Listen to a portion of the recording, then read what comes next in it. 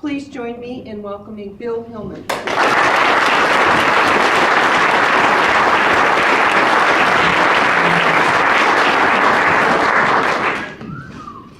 So I grew up with three older brothers, and the oldest was Pete. He was 15 years older than me. This big, gregarious guy. He's like 6'2", 240 pounds, and he was just really a good brother to me. He'd take me places, you know, and he was good at sports, real charismatic, and you know, I really looked up to him, and I loved him a whole lot. And I didn't know at the time, I was too young, I was about 5 or 6, when he started having trouble with heroin addiction. And he was in gangs and really violent stuff. And you know, it was hard on the family. And my grandmother actually, who had sort of been a surrogate mother to him, because when my mom had him at 15, and so she sort of raised him his first few years. And but they also had sort of an ugly relationship. And he would steal from her to buy drugs, and she would, you know, she would just give him money and enable him to buy drugs, and it was just really nasty. And my parents tried to drive a wedge between them and get him away from her to try to help him. And he responded really aggressively and started to, you know, say things like he started to threaten that he would kidnap me, you know. And I was just a little boy at the time, and I didn't know any of this, you know.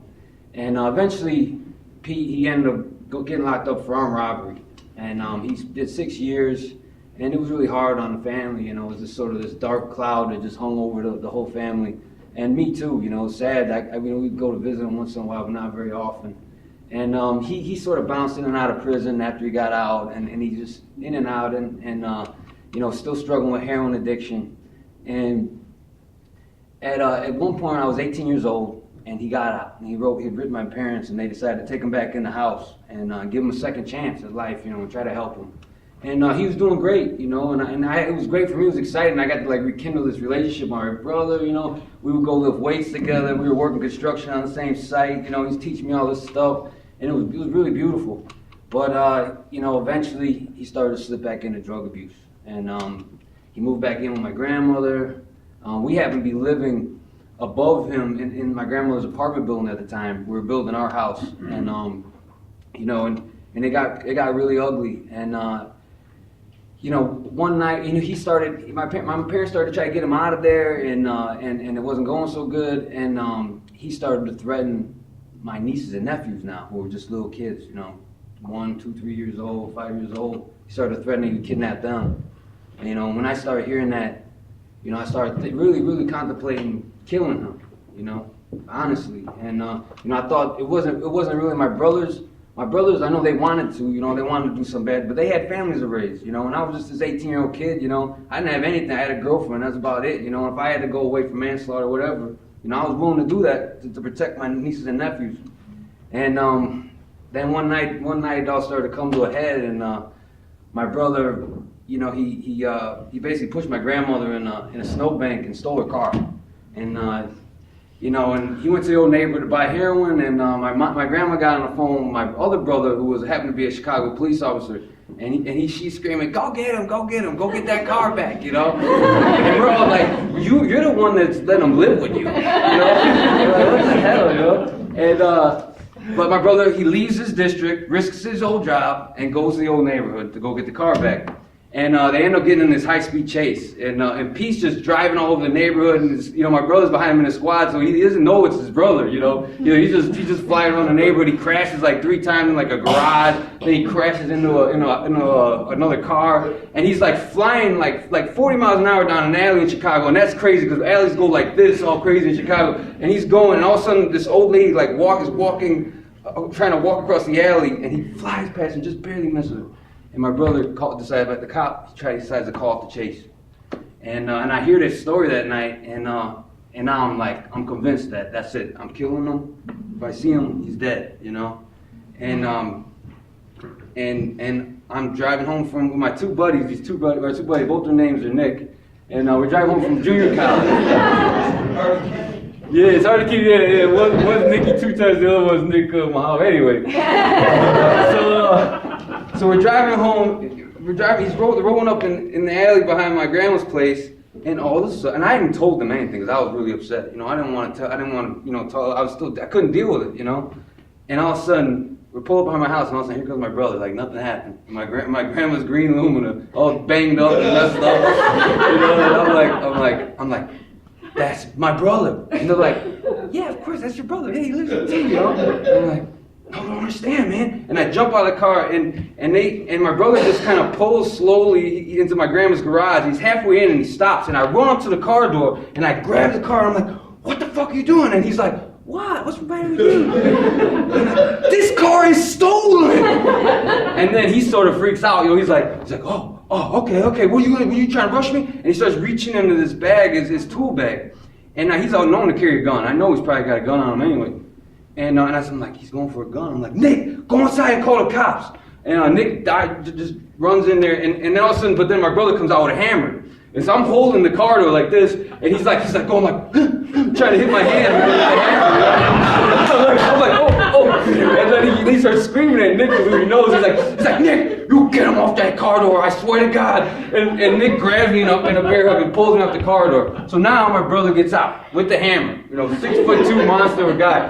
And he starts coming at me with the hammer, and I'm thinking like, well, how the fuck am I gonna get rid of this hammer? I'm like, what? You need a hammer to whoop your baby brother? And he's like, yeah. He drops it, And so we go, and I swing and miss, and he swings and catches me in the eye, and I kind of get stumbled back, But I've been boxing already. I know how to fight, And I'm thinking, and I look at him, and he's trying to scare me, I'm thinking, nah, man. This time I'm gonna fucking kill this motherfucker right now. And I fucking rush his ass. And we sweep, and I catch him, boom, with a left hook. And blood just splurts out of his mouth. And he kind of stumbles back, and he's like, oh yeah, you got me. And I'm like, yeah, I'm gonna get you again. I start coming at him, and he starts backing into the garage like, oh. And he starts knocking shit off the cabinets, like spray cans and like rain and shit. And trying to hit me, and I'm like, and I just catch him, boom, with the right hand. And he goes out and like kind of falls on me. And I take and I slam him on my grandma's car hood, and I pull myself up on top of him, and I'm like, I'm gonna kill you, motherfucker. And I start headbutting, boom, boom. And my mom's outside by then, and she's screaming to stop, like she's screaming at the Knicks to get him off, and they're pulling on me. And like they got me, they're like pulling me, and I reach out and grab him again, and I headbutt him one more time. And then all of a sudden, his eyes are like rolling his head, and all of a sudden his eyes go, boom, and he's like, ooh, and he stands up, he's like Frankenstein, he goes, and he stands up, and I'm like, holy shit, and everybody else, like, they were holding me back, they're like, let me go, they're like, oh, go ahead, hit and I'm like, and I dipped down and picked him up and slammed him on the ground, and my grandma's wheelchair would be sitting right there, and I grabbed the wheelchair, and I bring it up like this, and they grabbed me again, right, and now Nick Mahalovich's got me like this, and he's carrying me out of the garage, like that, like my feet are dangling off the ground, but I look and I see the shovel handle sticking out of like a barrel, and I just grab it right at that last second, and I break his grab, and I come around, and now Pete's again, like, ah! He's like running at me like this, I'm like, motherfucker, I got some you, and just last second, he raises his forearm, and the shovel cracks his forearm, the stick breaks, and the heavy metal head goes boom, and just hits him right in the forehead, and he just like collapses to the ground. And my buddies then, they both tackle me and drag me away, and the cops show up, and all hell breaks loose, and a few months later, he gets locked up again. He goes away for a long time, and it happens to be, when he gets locked up, he ends up getting diagnosed with cancer. And at the time I heard it, and I said, good. Welcome. Die in that motherfucker, I'm serious. And they do surgery, and they fucking save him, and a few months later,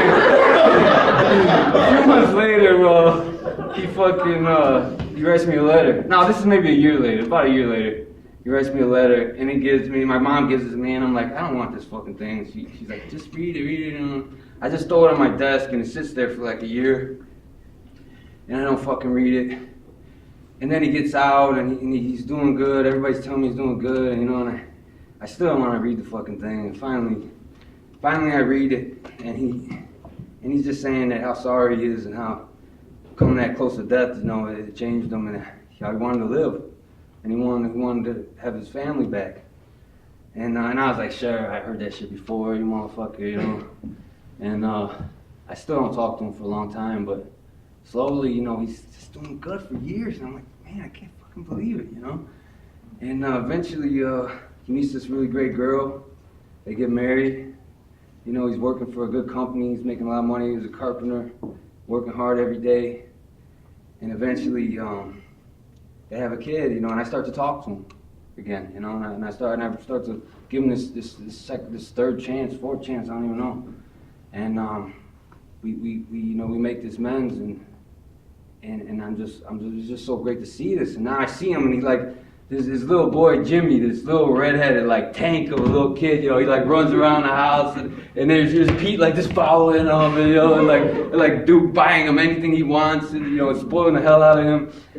And with Jimmy, when Pete will show up, you know, and Jimmy, he just looks up at him with like all this pride in his dad, this big, you know, goofball dad, you know. He loves him, and he's so proud of him, you know. And I just, when I see that, I'm just like, damn, you know, that kid, he doesn't even know how many reasons he has to be proud of his father, you know. He couldn't even never understand. And it just makes me so happy. And I'm just grateful to have my brother back.